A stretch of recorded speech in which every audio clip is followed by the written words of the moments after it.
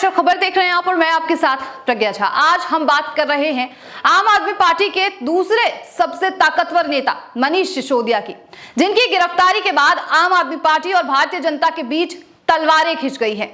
केंद्र जांच ब्यूरो यानी कि सीबीआई ने दिल्ली शराब घोटाले में सिसोदिया को रविवार को गिरफ्तार किया था और सोमवार को अदालत में उनकी पेशी की गई थी। बहरहाल सिसोदिया की गिरफ्तारी के पीछे जो भी वजह है, लेकिन एक साधारण से परिवार में जन्मे हुए सिसोदिया की कहानी कम दिलचस्प नहीं है। अरविंद केजरीवाल से मुलाकात से लेकर अन्ना हजारे के आंदोलन और आपकी स्थापना तक सिसोदिया सबके केंद्र में रहे हैं। 5 जनवरी 1972 को उत्तर प्रदेश के हापुड़ में सिसोदिया का जन्म एक साधारण से परिवार में हुआ था। उन्होंने अपनी शुरुआती पढ़ाई गांव से ही की थी। इसके बाद आगे की पढ़ाई उन्होंने दिल्ली में पूरी की। उन्होंने पत्रकारिता में भारतीय विद्या भवन से डिप्लोमा किया और बतौर पत्रकार अपने करियर की शुरुआत की। सिसोदिया दिल्ली के सीएम अरविंद केजरीवाल के सबसे भरोसेमंद सहयोगी के तौर पर उभर कर आए। जब पहली बार केजरीवाल को अपने डेप्यूटी की जिम्मेदारी देने का वक्त आया तो उन्होंने सिसोदिया को ही सबसे पहले चुना। सिसोदिया ने पत्रकारिता की शुरुआत ऑल इंडिया रेडियो के कार्यक्रम 0 ओवर को होस्ट करने के साथ किया। इसके बाद उन्होंने एक निजी टीवी चैनल में भी काम किया, लेकिन पत्रकारिता में उनका मन ज्यादा नहीं लगा।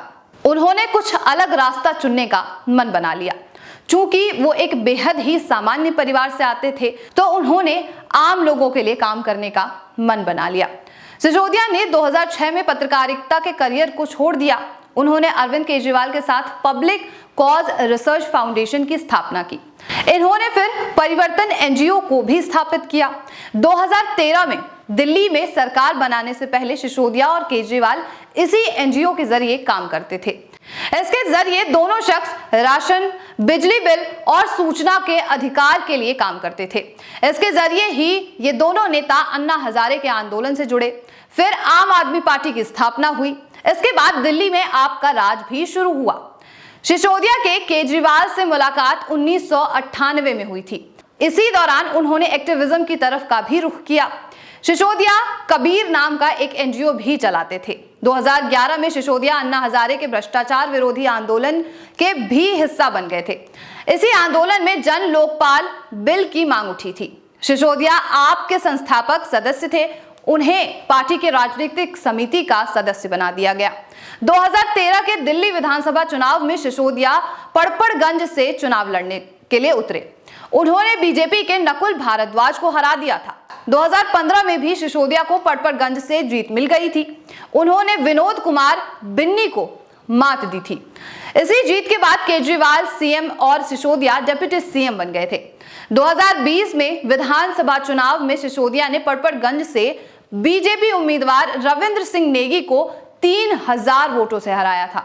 सिसोदिया के पास सर्विस, महिला, बाल विकास, कला, संस्कृति, एजुकेशन, फाइनेंस, योजना, भूमि और भवन, विजिलेंस जैसे विभाग थे।